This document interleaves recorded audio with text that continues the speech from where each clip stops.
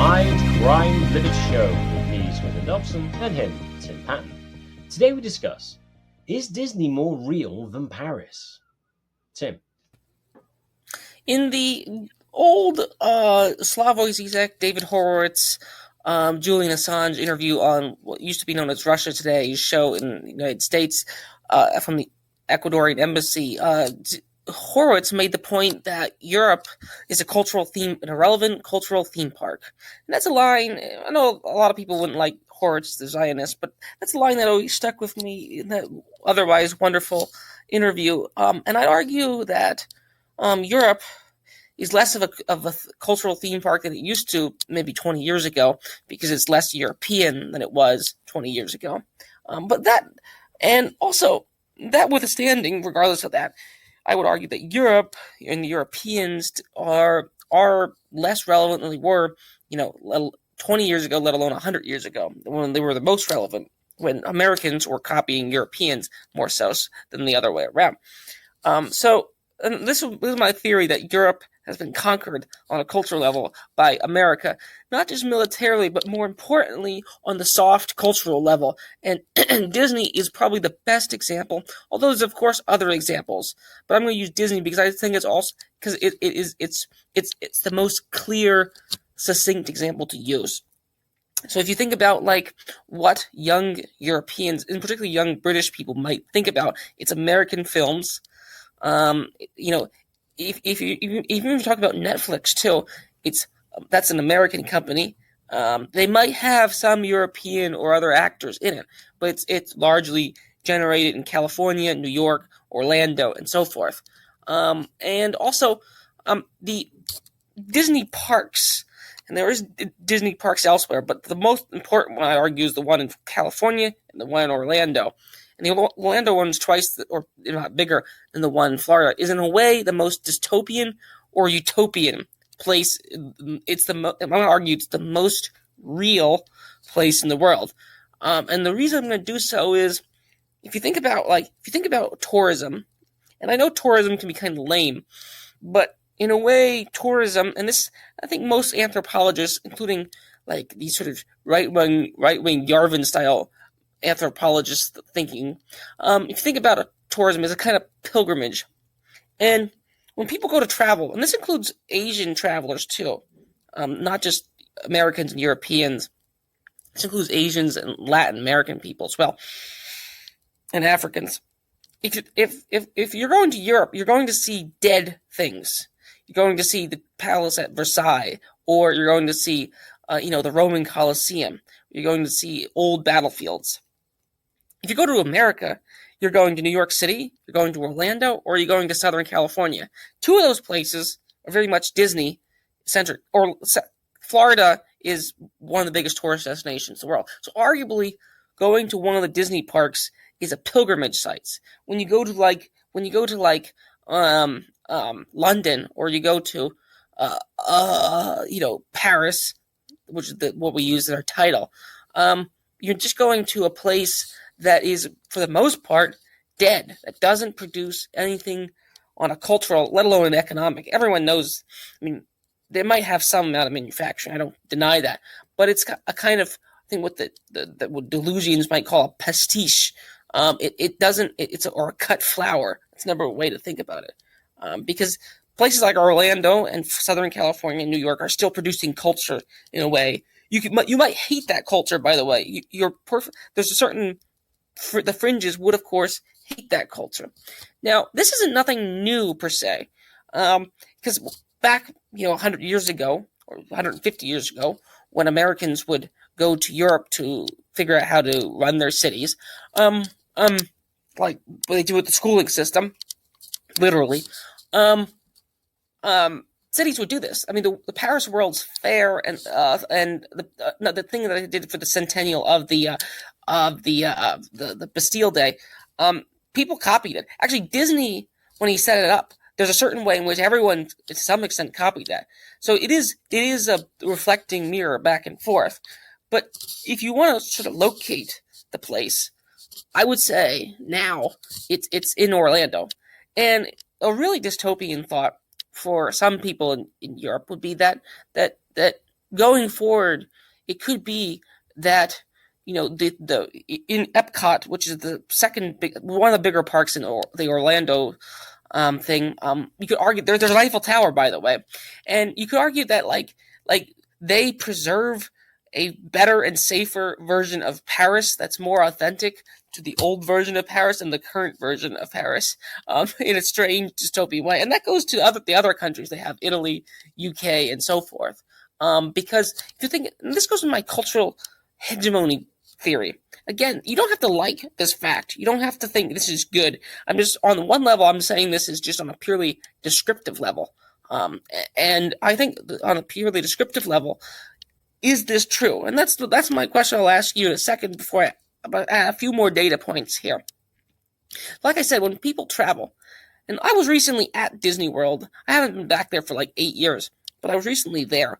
And I've read a lot of stuff and experienced a lot of things in the last, and I would say that, one thing I noticed there is there's a lot of foreigners who go there, which means, and because of how expensive it is, that only means elites. So you have the elites of Morocco, you have the elites of Japan, you have the elites or the middle class. You might add upper middle class too, of Argentina and so forth, that come to Orlando. They go here, and it's in a way the perfect site, because it'd be like if CNN or Fox News or MSNBC created a theme park to go along with the news. It's like, on one level it's entirely awesome, on another level it's entirely dystopian. To sort of solidify it. And again, Disney's not the only one. Universal Studios does that too. There's WWE to some extent does this. There's other versions of this, but I would argue that when foreigners come to the United States, they're going to a real place. When people go to other places in the world, they're going to dead places. And so I would just argue that the current culture is manufactured in those three areas: New York, Southern California, and Orlando. And that the primary one, they're pilgrimage sites, to think about it. So let's go to the question of what is real. Is Paris, or is some of these other cities in the world that used to be very real? I'm not denying that they used to not be very real, are no longer real, and the real cities are here. And will this change? I mean, this goes into other topics. Will this continue? I don't know. This is not sort of a continuing question. Maybe other cities will take over. But as it currently stands, I would argue that the sort of global cultural hegemony takes place in those areas, and people come to the United States as pilgrimage to here, and the people when they go elsewhere, they go to dead places. So then, what do you make of this theory on the realness of things? Like compared to your grandparents, do you think you're more Americanized than they are? And if so, does that make my theory? Is it my theory, quote unquote, right? Whether you think this is a good thing or a bad thing? Well, yeah, I think certainly I'm more Americanized than my parents or grandparents were, just because of the abundance of American cultural exports, which are now easily accessible. So, for instance, prior to the internet, Mr. Beast may somehow have got on some network show in the US, but whether he would have become such a household name in England is much less likely. He may have done. He could have been sort of franchise, is that the right word? He could have had the rights be sold to a show or whatever over to here, and so it could have had that influence.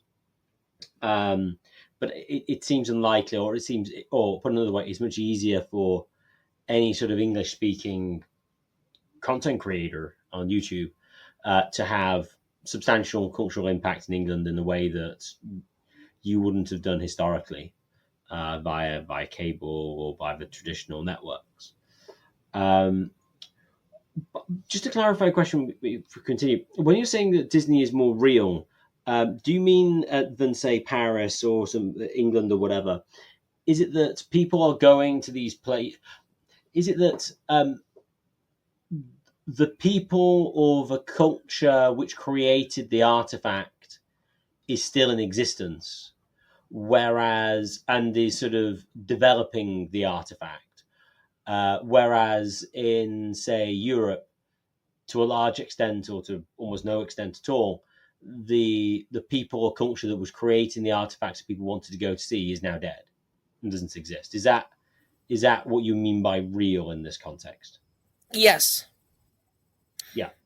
Well, I think that that's almost entirely true.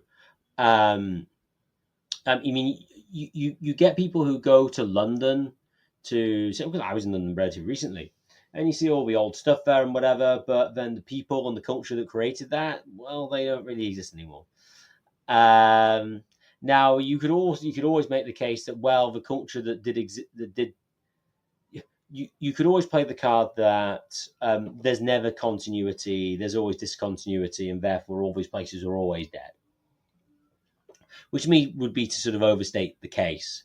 There would seem to be either ethnic or broader cultural reasons that created the sort of art and artifacts that people want to go and see, say, in Europe, but is no one created now. I mean, an obvious one was, say, art, which reminds me of sort of like the various art movements. I mean, there are some more representational art movements today, but certainly the culture of sort of representational art, which, whether it's a good thing or a bad thing, is the most popular form of art. If you look at the way people go to galleries or whatever, was effectively, well, certainly dead to a large extent after the Second World War. So I mean, that's, doesn't proceed, I guess. So yeah, so I mean, so when is Disney real? Well, in a sense, then it's kind of a strange. Then it's an interesting question of whether Disney is real, because clearly the people who are creating sort of the Disney mythos or whatever is still there. Although, to be fair, you could argue that they aren't, because they're sort of a former shell of what they used to be. That they aren't really doing what they had done historically, and there's a substantial cultural shift in Disney. Let's say certainly from the Lucasfilm acquisition onwards, or possibly even earlier. But you leave that aside, because it's interesting you said that's real, because a lot of people say that Disney is very fake. But then I suppose the question is, well, fake relative to what? I mean, what is it a fake of? Well, it's a fake of a fairy tale castle. Well, yeah, but it's you have, so for instance, where I used to live in Wales, there was a basically a fairy tale castle produced. It was a 19th century one, and it was I can't remember who created it. I think it was a coal magnate, and he liked the idea of having the fairy tale castle. He built himself one. Now, you could argue that this is obviously not a castle, so it's a fake as in, because it's not really very defensible. It was never really a military structure. But it's kind of more real because people kind of live there on a regular basis. So you could levy that kind of criticism at Disney. So the Disney castle that's there isn't even a place to live, it's a place to wander around. And so in that sense, it's a fake. But as I say, it's then the question is, how far away from something or close to something does it need to be a fake, or for it to be real? For instance, there's don't worry, I just thought of this. There's an Orson Welles film from the 1970s, which is a mock documentary called F the Fake. And one of the parts in it, there's a painter who we find out is actually creating new, well, basically, so creating new, as it were, lost artworks from another famous artist. And the critics can't tell that it's a fake, at least in part of the mock documentary. And so the question really is this a real painting of the famous artist? I can't remember who that was. He's not that famous, he's like relatively famous at the time. And so it is that kind of real. And said, well, maybe, I don't know. So yeah, your comment on to the cultural creativity stuff with the UK is correct, and Europe in general. But then there is an artificiality to Disney that is more pronounced, it would seem, than in other places.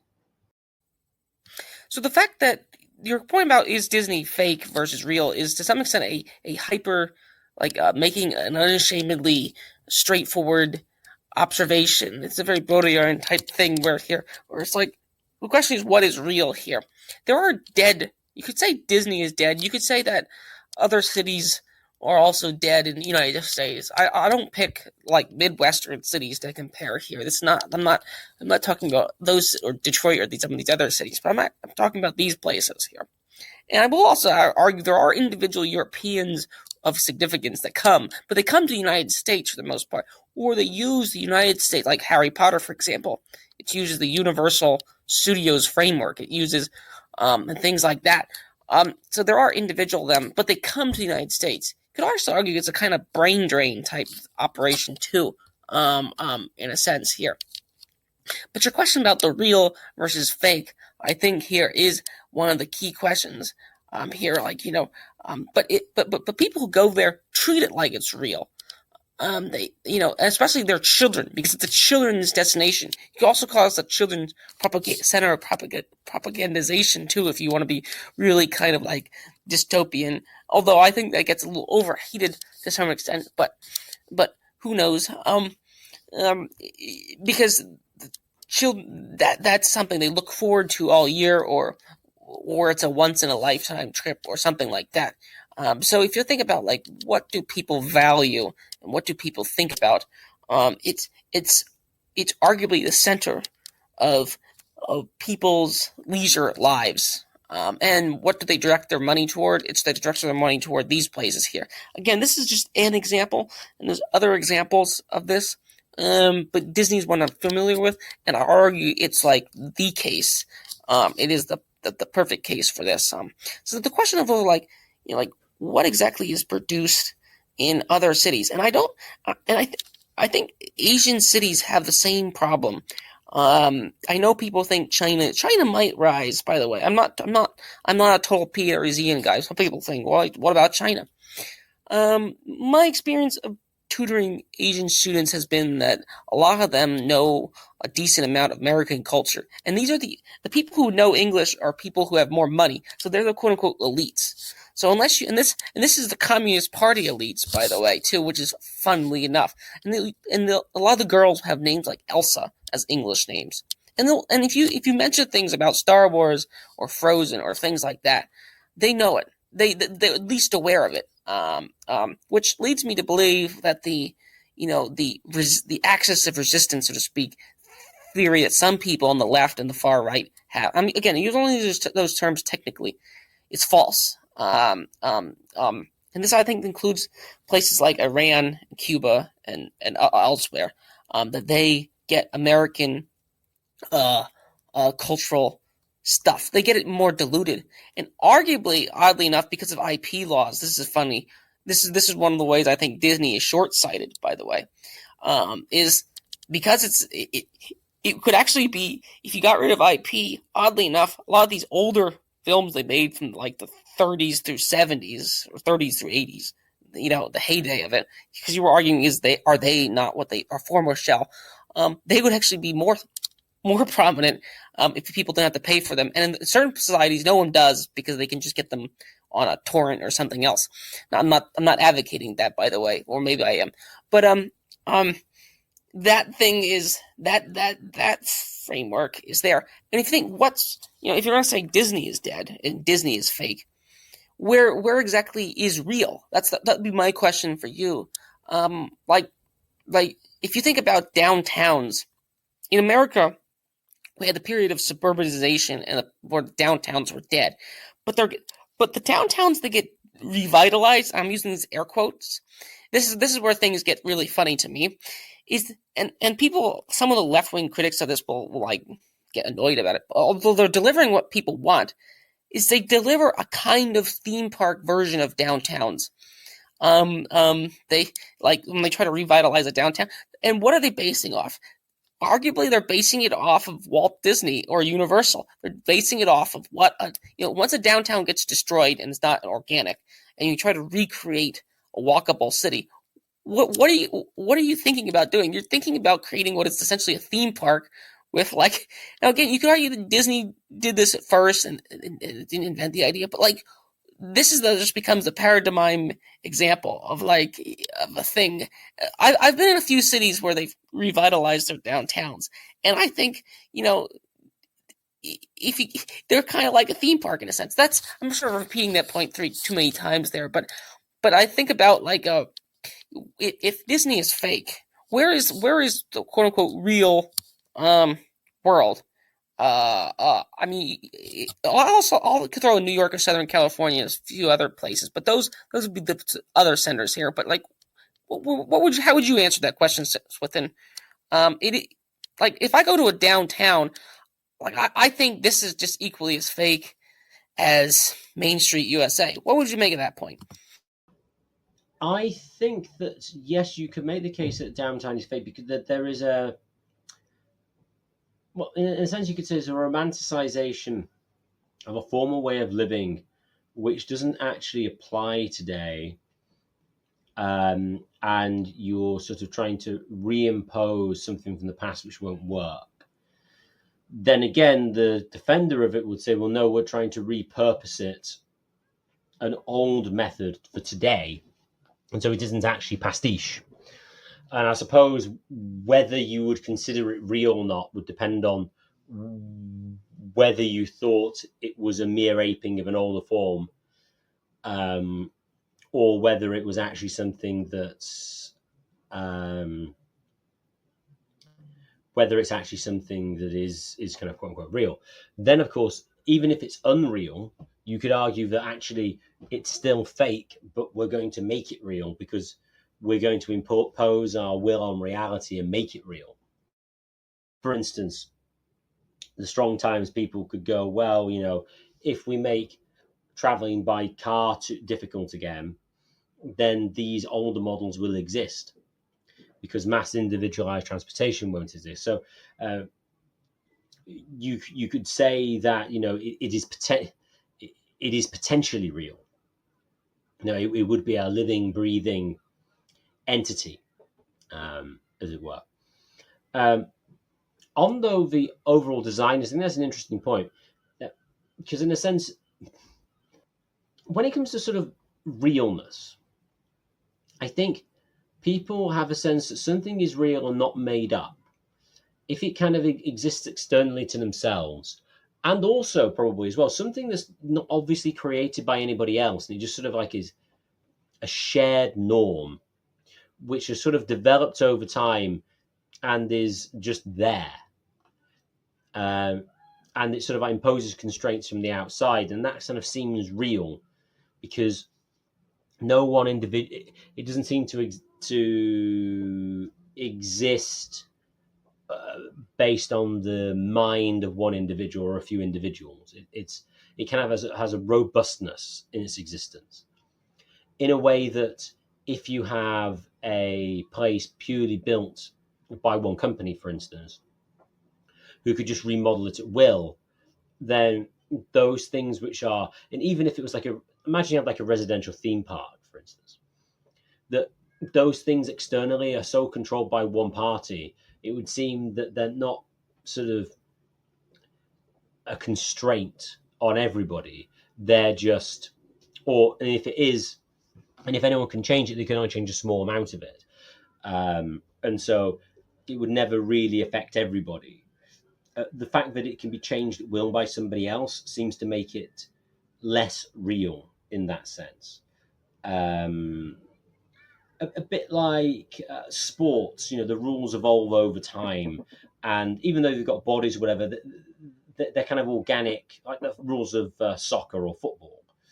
They don't seem arbitrary. There are rule changes and stuff, but they're piecemeal, and they do quite well. Games that kind of are created from nowhere, at least in the modern contemporary sense, don't seem to ever catch on and are kind of considered just a frivolity, and don't have sort of genuine existence in the same way things like baseball, American football, soccer, cricket, etc. So I think the kind of realness aspects when it comes to the architectural and sort of livable space things is, I think to some extent, sort of like that external imposition on you, and that everybody has to deal with it. And especially if those things are created by the individual action of lots of people, and they create these sort of external sort of forces which everyone is bound by, that kind of creates some sort of real barrier which no one individual can easily just alter at will. I think that's one aspect that people think about when they're talking about things being real. It would seem to me, at least.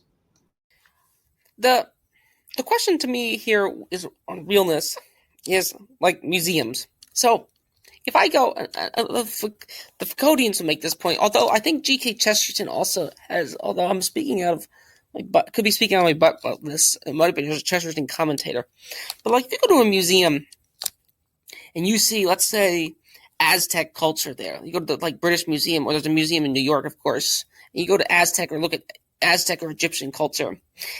I would argue there's a big difference between people at the time in like the 16th or the 20 or 40 centuries ago who were actually worshiping that god, and us going to a museum and looking at it. Obviously, that's no one really disputes that. It's just a kind of dead artifact. My point here would be is that to some extent, Europe itself, Europe today, is just an outpost of the American military and cultural industry. It's a very privileged outpost in some ways, but just an outpost here. And there is a kind of global monoculture that exists, and it's produced in the United States. And at the center of it, so like if you want to ask, like, where's the places of significance? And again, this might not be true in 50 years, although this gets into sort of Peter Zian, Troy Preston type discussions over things, and like over like who exactly rules here. I'm gonna get into the real thing again in a second here. So if you trace back all the strains here, and you think about immigration patterns of both poor people and very wealthy people, I just don't like I don't, when people think about novels or what people do on a day-to-day basis in the cultural realm, so to speak, and in the economic realm too, they're all directed towards, I would argue, American modes of lifestyle or American modes of cultural themes and so forth. Because like political correctness is clearly, now you could argue that political correctness has its roots in certain European universities, and at some point they obviously did, but today they're in American universities and American films. Europeans will come to American universities, American films, if the smarter ones, and so forth. Same with other elites. Again, this might change in the future, but for now, I think it's obviously true. So like sometimes people ask me about traveling, and I've been to Asia, I've been to Europe, of course, I've been to South America, and one weird thing is when I find English speakers who tend to have decent schooling, they, in a weird way, they're kind of like me, which is sort of the global flattening theory here. Like I was talking to a guy in a secondary city in Argentina, and I was like, Argentina is an interesting case, an example, but there's a certain way in which, because of the internet and because of American cultural and economic and military dominance, there's a way in which we are essentially the same, in a weird way. Like we had this episode with Sean Gabb where it's like, I don't really view you guys as foreigners. You might view me as a foreigner, by the way. I think Sean Gabb probably more so, but again, Sean Gabb's older. The age is a different case in some ways. But the question of realness, like when people go to Kyoto, Japan, I haven't been to Japan. I'd like to go there. But a lot of locals for example, in Japan are complaining that places like Tokyo and Kyoto are getting overrun with tourism, and that they're actually killing Kyoto. Because like this goes back to the temples thing here, like, about like my earlier comments about the museum point here. They're turning Kyoto into which 100 years ago. Now, some of the critics might say Kyoto there never was this kind of like idealized version of, you know, that itself is a Western invention to some extent for tourists and for Westernized Japanese. But I think the point still stands here, regarding, like you point out willing something into reality. Like I don't know where you could argue with the internet. This is where things get weird. Is that nowhere's real? I mean, that's one thing that could be the case, that nowhere is real, that all cities are starting to look the same here. But if you want to ask, but if that's the case, what's the last places of significance that we're going to go back to? Like there's a book, Isaac Asimov, for example, has a number of space trilogies, and they're I believe in the one plot, I think it's Gaia, in the one plot, or no, it's the Search for Earth. Everyone thinks the culture is dead and nothing's going. So they're trying to go back to the most recent time where things were dynamic again. So they're trying to go back to Earth. And I think in the same way, like if you're going to argue that it's dead now, the last thing that ever lived, which would be Disney, has a last mover advantage in a way. If people talk about the first mover, there's also a last mover advantage here. That could argue that New York, Orlando, and Southern California have, because of the internet now. Because some people on the sort of cultural right and the cultural left will make similar points, and one of the points is that things are dead, nothing changes. This is something that Doug Lane likes to talk about. I'm sort of getting this somewhat from the Marxist sort of like Baudrillard style critique of culture too here. So on the realness point, I mean, returning to Disney after going there as a kid, now as an adult. I don't have any kids now, but it just was a really weird experience here, and I saw things, seeing all the foreigners there, not kind of worshiping Disney, made me only think that Disney still has it, for all the criticisms of its being woke. And this is like, if you want to make the liberal imperialist case for woke is not aimed at American. It's aimed at making Disney more sellable to Indians, Pakistans, Asians, and so forth. It's trying to make it more sellable. Now, in process, it might make it less sellable. Who knows? But returning there, I think this place is as real, as still delivers. People still believe in it, for all its criticisms. The Star Wars movies, for example, even though they might have been panned, and you and I probably think some of the later movies are terrible, some of them do half decent on streaming, and box office take. They don't totally bomb. Some of them do bomb. They do make bombs movies, but if you ask what's a global movie phenomenon that everyone watches, nothing. I mean, you could argue that today's culture is all nicheified, niche as an Niche, like different little niches. But if you look back to the only global monoculture that is, Disney is the last example. So that'd be my question on the realness here. You could argue that we're just going to get a very fractured, siloed, which would probably be good for Europe, by the way. I'm not good for Asia as things stands here. I mean, the internet might just create hundreds of different a new revitalization. But that'd be my comments on this. I mean, I wanted to do this episode because when people say it's fake, I just think, no, I wanted to do a reversal. No, this is actually the real place. Your little city in the Midwest, or your city, or Paris, or so forth, is the real fake city, and this is the actual existing model that of the thing in itself. So that'd be my point of doing this episode. Do you have any more comments on this, Swithin?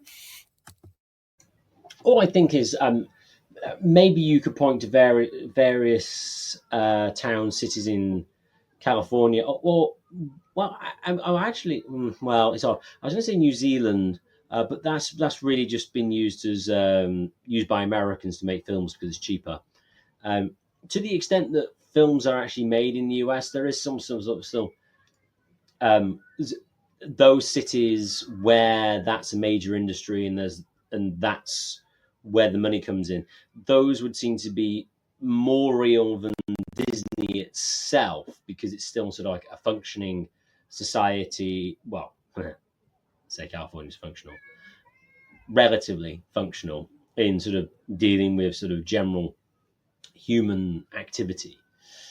But yeah, I mean, yeah, you could certainly make the case that Disney is more real than a lot of Church of England churches, which are just exist as architectural curiosities rather than genuine places of worship. So I think that's a perfectly reasonable point. Your comment on tourism is interesting, but the question is, because there are people who argue, tourism is bad per se, and it causes lots of externalities, and so it is sort of an interesting question when it comes to Kyoto. But I don't know how many really devout Japanese you have these days going into these temples. But I think some go. Well, I think some will still go to the Shinto shrines, because the Shinto don't have the temples the Buddhists do. But I'm not sure. But oh, so yes, I think that's the case. When it comes to cultural flattening, IP is interesting. I think in the absence of IP, you wouldn't have it as much because you'd have the variance on it. And the interesting thing is, of course, Disney started off by using essentially stories in the public domain, all the fairy stories, which were, well, everybody kind of knew them because they were fairy stories. And again, fairy stories in the sense of real, in the sense that, well, I mean, say the Grimm fairy tales, I mean, they were sort of codifications of pre-existing stories. I mean, they didn't create them. Yes, of course, they might have embellished or done various things to them to make them saleable in certain respects. But my understanding is that they attempted to collect the ones that were already existing and sort of just codify them. So, yeah, those would be my final comments on the topic. This was an interesting one. It's not really something I thought about directly, but it actually is certainly an accurate representation, because you go see the stuff in London and you're like, yeah, but London isn't anything like how this was ever created, or any sort of meaningful activity takes place in here created by the types of personal culture that created it originally. That would even go for really like the Houses of Parliament, because I mean, they don't really do that much there. It's all done behind doors and money and interest and stuff. And so the idea that you have sort of democracy, and it's similar in America as well. You have Congress. I mean, it doesn't do anything. It has no real power directly. It's just all a big sort of theatrical game. So yeah, it's an interesting observation. Now, I'd just like to thank everyone for listening. If you've enjoyed this podcast, please share it with your friends and family, and subscribe to us on Podbean and on YouTube. The more subscribers we get, the higher we get in the search rankings, and the more people can access this material. And if you'd like to contact the show for any reason at all, please contact us at mindcrimelibetyshow@gmail.com. That's mindcrimelibetyshow@gmail.com.